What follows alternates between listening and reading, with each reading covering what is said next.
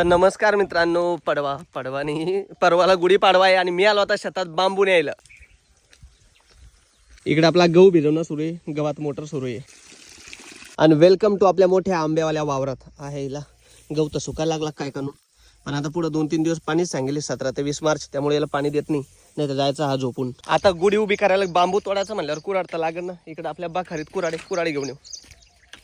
अन लिंबुणीचं लिंबू अन लिंबुणीच्या झाडाला लिंबूच दिसेना. कुठं आहे का? हाय वाटतं 4-2, पण ते जरा कच्चे आहे. चला इकडे वाड्यातून चढलं की इथे आपली बखार. चला बाई, घेतली आता कुराड. आता काही जण म्हणते ना अजून कसा हिरवा आहे गहू.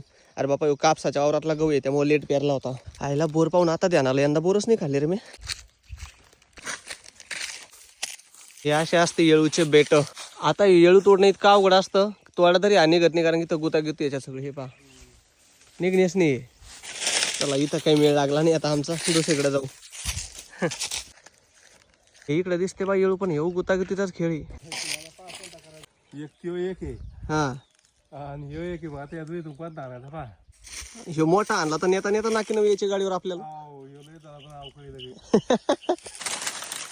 फायनली आता हा येळू म्हणजे तुमच्या भाषेतला बांबू न्यायची आता आमचं फायनल झालं. याला नुसतं तोडणं नाही, याचा मार्ग मोकळा करावा लागतो. हे लय एखाद्या गुतेला असते बाबा. कुऱ्हाडीचा पाचवर पडलं काय करू.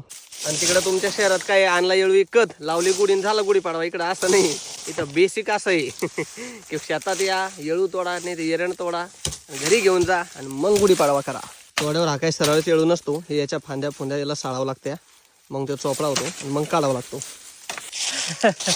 बाप्पा रे, नेता नेता नाकीनं येणार आता. फायनली हा येळू वळडा आम्ही असा खाली आलाय.